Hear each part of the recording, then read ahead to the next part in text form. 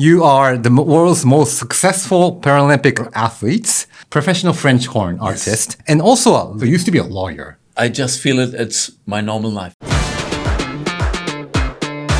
How did you achieve this in one life? Every single day, when your workday is over, take 10 minutes to plan by writing. A strange thing is, relaxing your work makes you speed up in quality and quantity. The question why me for me never ever gave a good answer. In situations which are not so easy to cover, just go once around the problem. クロスディグ101始まります。今日のテーマはですね、複数の目標、複数の夢を同時に叶える方法です。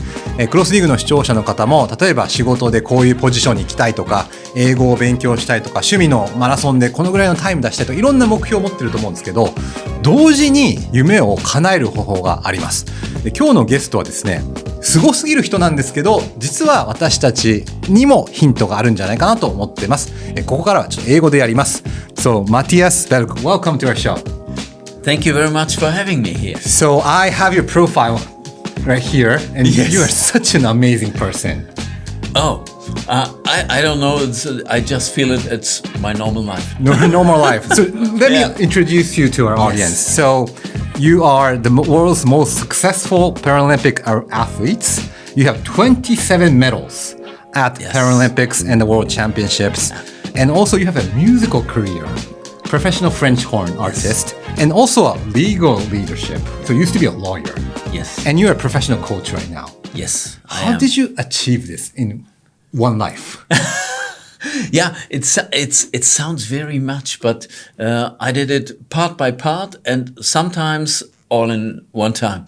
So I was living in a completely musical family. My parents are musicians. My siblings. We have your photo of the French horn. Yeah, with and the when French you're a horn. childhood, Yeah. yes, musical Yeah. family. And this is a wonderful picture because it shows me when I was 6, I received a hunting horn just to test for my parents and for me if what kind of instrument is possible with this disability. It's short arms and 3 fingers on each hand, and my parents, being musicians, they were thinking, what is possible? And for a string instrument, you need longer arms. For the piano, more flexible fingers. And the French horn has 3 valves on the left side.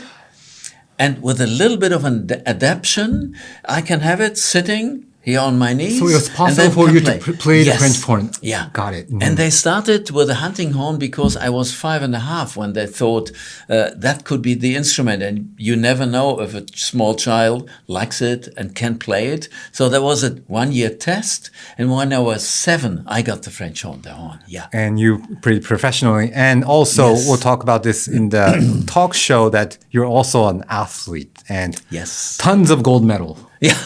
Yeah, that came, my father, he is a very good sportsman also, and I loved running, I loved sprinting, I loved everything which is connected to movement.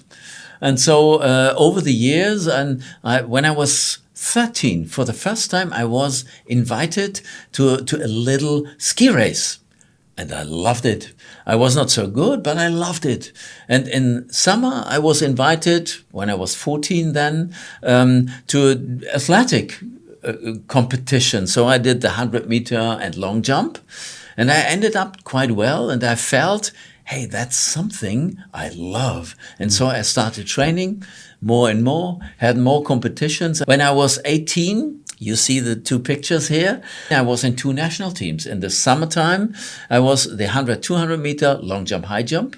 And in wintertime, the slalom. Wait, summer and winter both? Yes, at the same time. Wow, you're such a superstar. At that time, I was the only one who did summer and winter. Yeah. And so, because I didn't want to stop anything, I asked myself, is it possible to do both? And I felt that being a competitor in winter made me real fit for the summer. And the sport in summer makes me fit for the winter. It was a little bit change of training. Some needs more power and the other one needs more flexibility, but it fit quite well. So I was always on competitions. Yeah. Our audience, the CROSS DIG audience, Yes. they have a lot of difficulties, challenges, dreams. So Yes. we want to learn something from you. Yeah. So I will ask you in 3 parts, a question in 3 parts. Number 1 is how to pursue multiple dreams or maybe multitasking. I heard you're a great multitasker. So how to multitask. Number 2, how to overcome obstacles. I'm sure you had a lot of challenges. Yeah. I'm sure I want to know how you overcame that challenges. And number 3, message for our audience. Yeah. So let's go to number 1, multitasking. So you achieved several dreams, athlete, French horn player, lawyer, everything. Yeah. So you're good at multitasking. You would think I am, but I would say I'm one of the worst multitaskers. You're worst? Yes. When I started, I decided law should be my profession because with a disability, it's more important to have a job where your brain is more important than your body. Music, I was quite successful at that age. I won a national youth competition with the maximum points. And so you should study the French horn. But I thought, my body, I don't know how it works. Could it make my living? And so I decided, no, but I studied both then. The law and to get good lessons, the music, the French horn, and I was in 2 national teams. So let me wait. Yeah. So you did everything all at once. Everything at the same time. That's amazing. You were good at multitasking then. But I thought so at the beginning. And then I failed a juridical test in the semester number 4. So after about 2 years. And I realized I do everything a little bit, but nothing real. So I decided either I have to stop something because it's just too much, or I give it a try to restructure, to reorganize my complete living every single day. And I met a person who helped me, and he asked me the questions. And I think maybe also for the audience, that's one of the most important questions was, for me, what is your goal? So that person asked me, what is your goal in sport? And I said, I would like to reach the podium. And he said, what are you doing for that? I train. And he asked, enough? And I said, in Germany, maybe, but internationally, not enough. And he said, okay, that's not a green light. It's a green plus a yellow light. And music, what is your goal? I want to play concerts. What are you doing? Practicing. Enough? And I said, French horn? Yes, enough. Okay. Dark green light. But if you study music, you have a lot of side things to do, musical history, musical theory. And up to the 4th semester, I haven't even started to do so. So he said, that's a red light. And so, law, where do you want to go? What is your goal? And I said, I have no clue at all. And he said, no wonder you failed the test.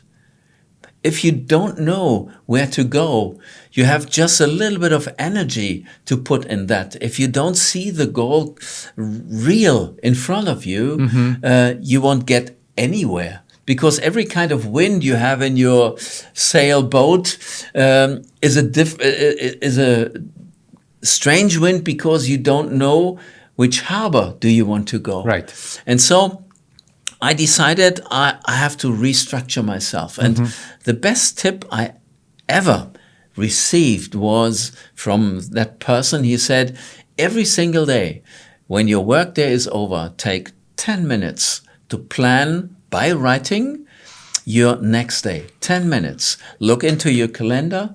Look in what is up for the next day, and then you stand up at 7, you have breakfast at 7:30, you go to university at 8, you plan your day very precisely.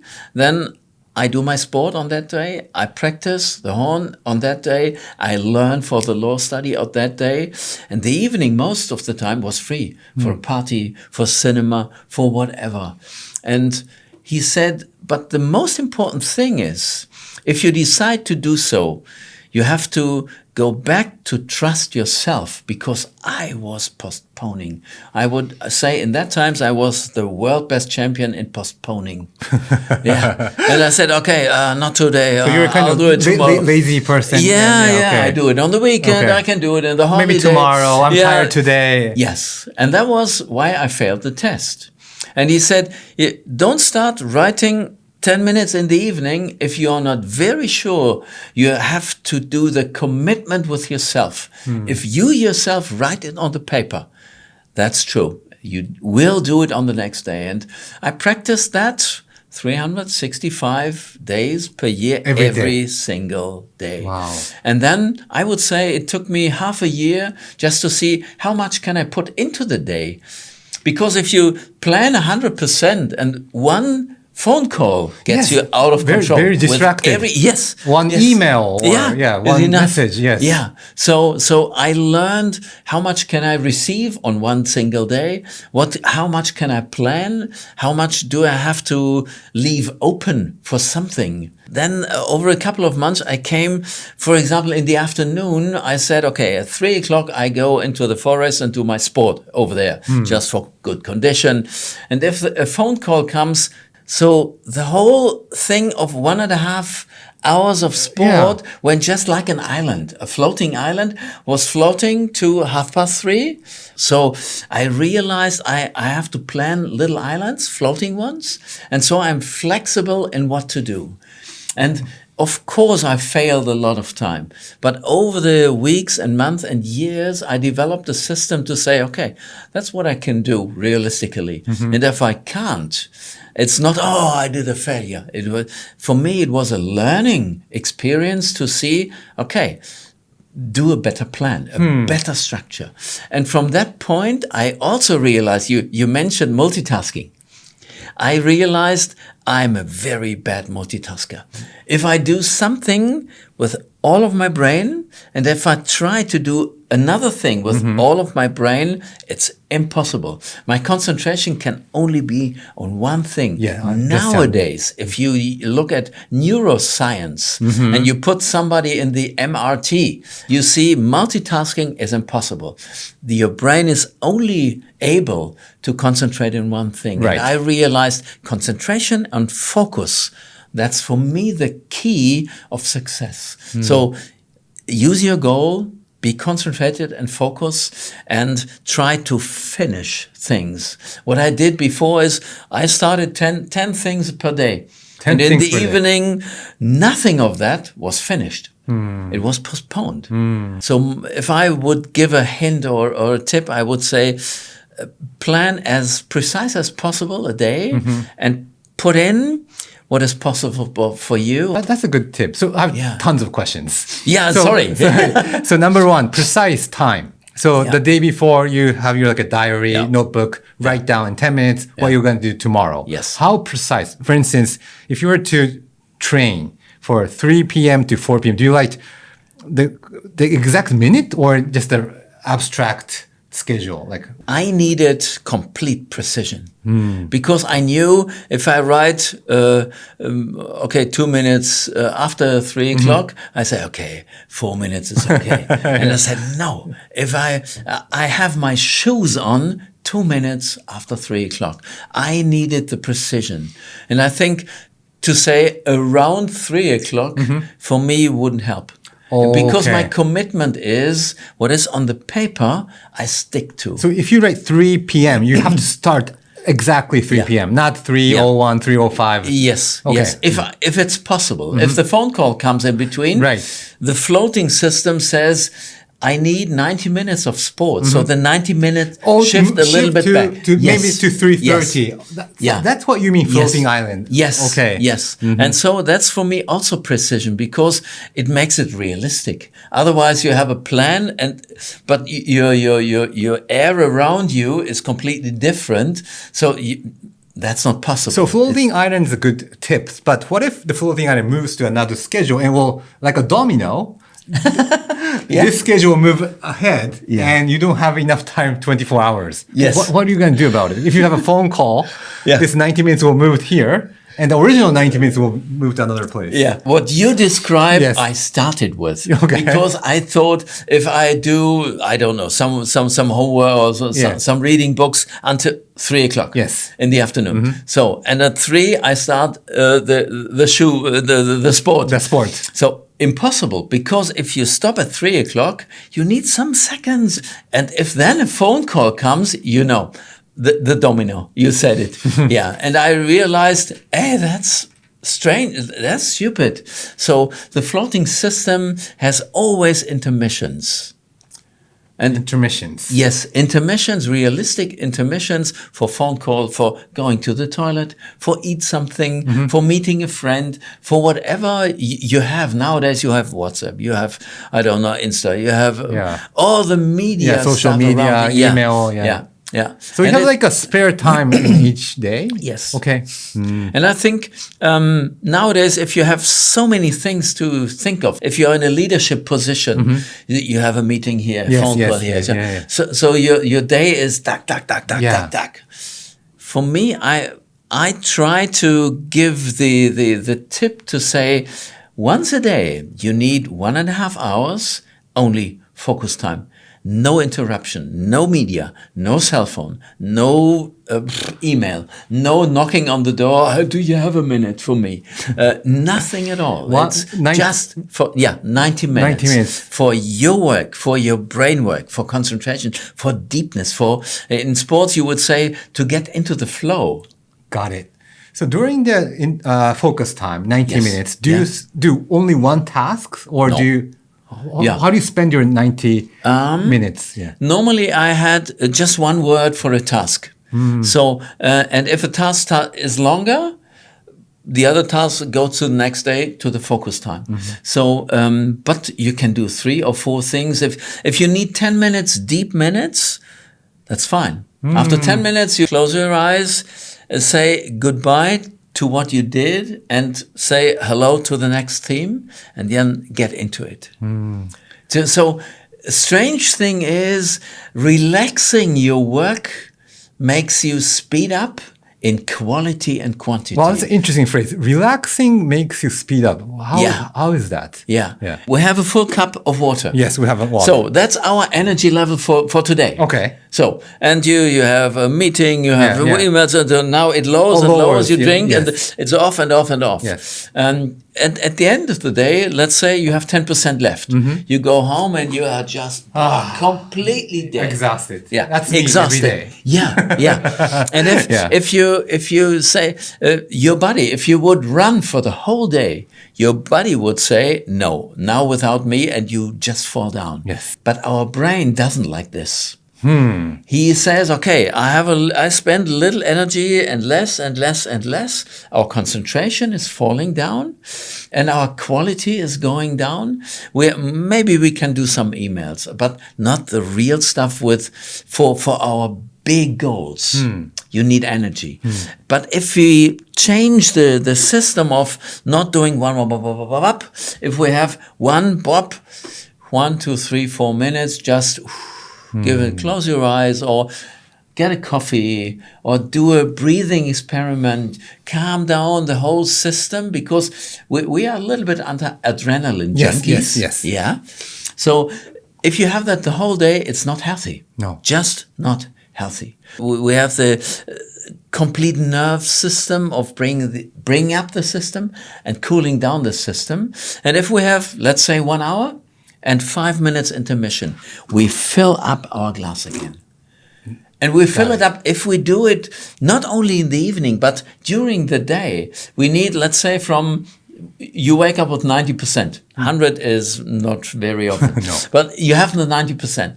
You lower it down to 60. 60, yeah? Yeah. And then with a 10 minutes rest, you go to 85 again. Right. So, yeah, you are going down over the day, but you are not that way. You are going tack, and you don't end up with 10. You end up with, let's say, 40, maybe 50%. And you have a lot of quality, you have calmness inside, you have more time to smile to people and not rush from one to the other. So one of my favorite sayings is, pull out the stress and get in the joy. That is a wonderful advice. Thank you so much. Yeah. It's a perfect advice for me. Great. Sorry for that. No.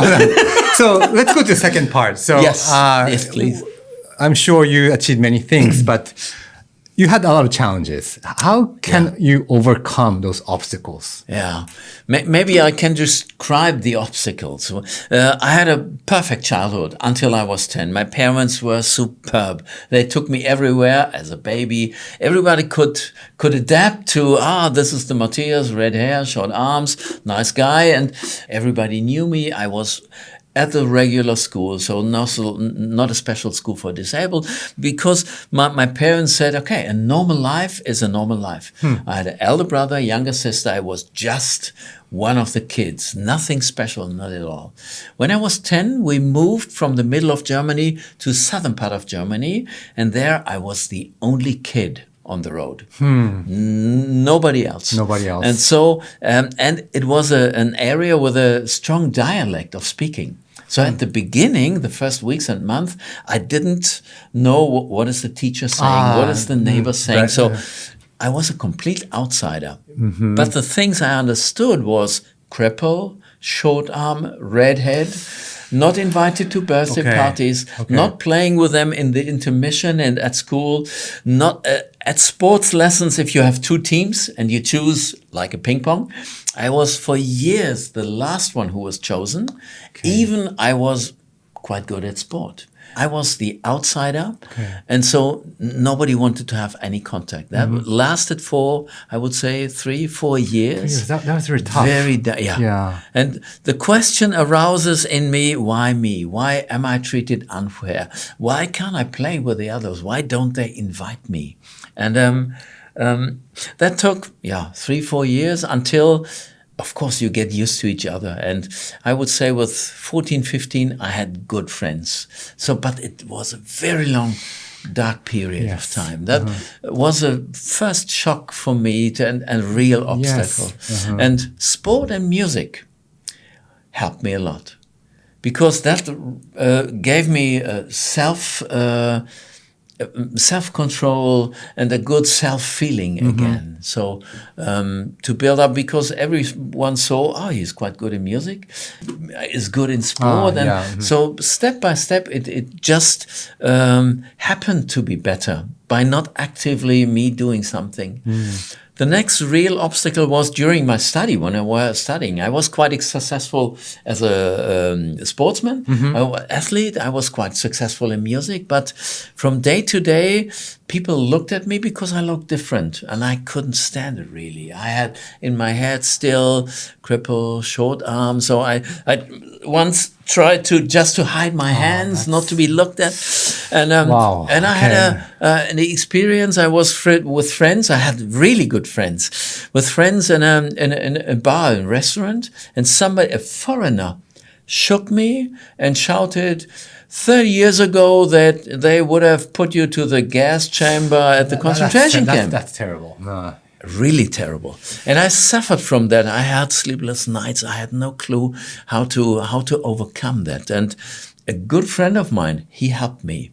We were playing pool billiard, with a the pool, yes. And suddenly he asked, somebody is always looking at you. Do you realize that? And I said, yeah, I do. And he said, do you like that? And I said, not really. And on some days, if I can't stand it, I don't leave home. Then a very important sentence, he said, then you will have a hard life, huh? Because you can't avoid it. The other people, they look. And he said to me, you think you can't do anything against it? And I said, yes, because they are looking. And he said, I'm convinced you can. And I was quite surprised. And I said, hey, wow. And he said, what are you doing if you go on a party and you don't know many people? What are you doing? And I said, that's easy. I look around, and if I see a friendly face, I send a smile over that. If the smile comes back, I go there, and 2 minutes later, I have a drink. So easy. And he said then, why don't you do that if you're just in public and somebody's looking at you, don't hide the arms, don't look away, but try to get eye contact and give a smile. And that was just what I did. And that helped a lot to overcome. It was a good feeling, I'm convinced, for the other person and for me. Because if I smile to a person, I give the signal, everything okay. Yeah. We're in the comfort zone, me too. And one other thing, because I said, well, what can I do if I'm insulted? Like 30 years ago, they would have gassed you. Well, what can I do? And he said, you can do two things. The first thing is think of an old saying, and that says, what cares a tree, a big tree, if a wild boar is rubbing? You are the tree, you have the roots, you have the stem, you have a wonderful crown, and you don't care if somebody rubs your skin. And I said, wow, that's good. So don't let it into yourself. Let it drop.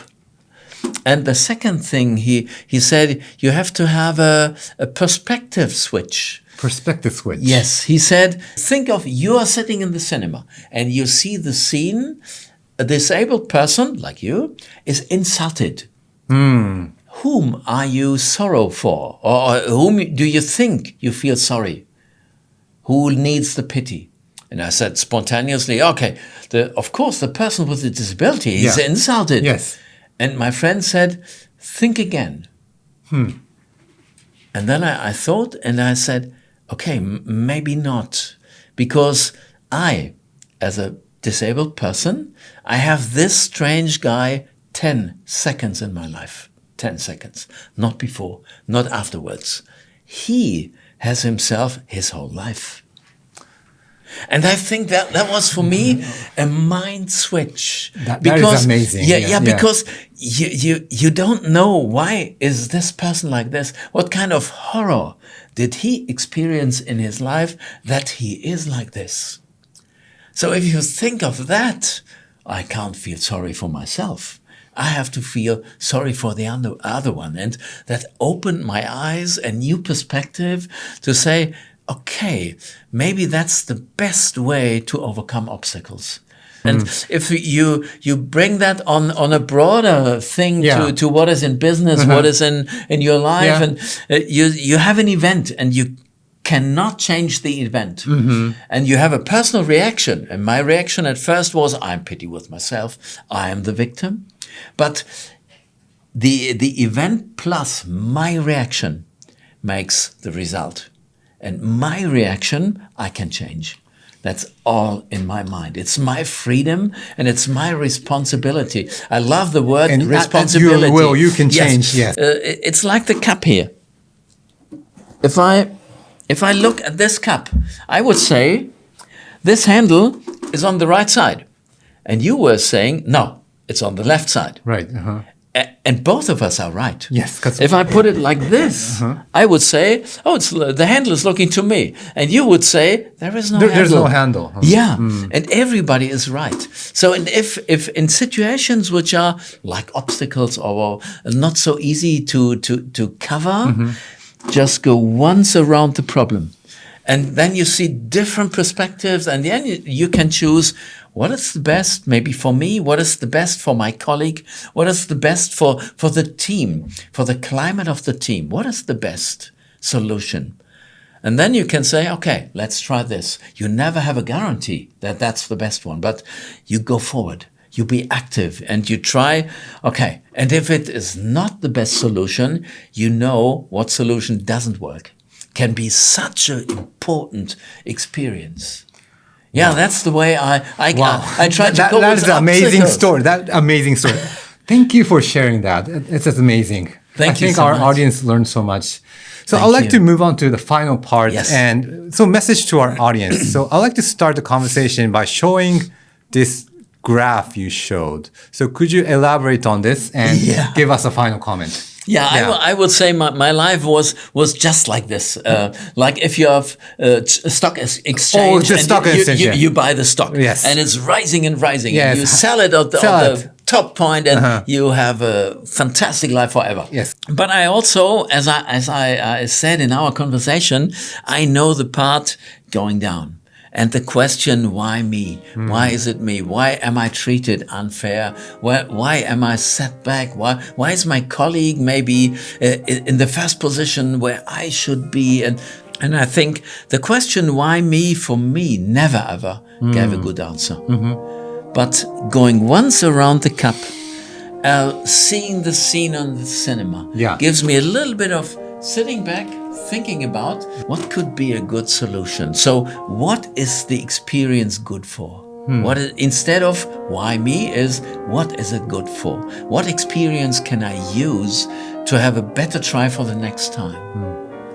And if I would like to summarize all this, I would say wherever fate puts us, it's our decision to make something out of it. And everybody is gifted with talent, with energy. And if we use this talent and energy to improve ourselves and society and our team and everything, I would say we can make it. We can be ready for future. We can plan future, and we are not the victims of future. We are not on the back seat. We are at the steering wheel. And driving our own. Yes. Thank you for your powerful words. Thank you so much. 皆さん、以上となります。チャンネル登録もお願いします。これからもですね、こうやって魅力的な海外の人もご招待していきますので、ぜひチャンネル登録お願いします。So, Matthias, thank you for joining our conversation. I really enjoyed it. Thank you so much for having me here. Thank you. ありがとう。ありがとうございます。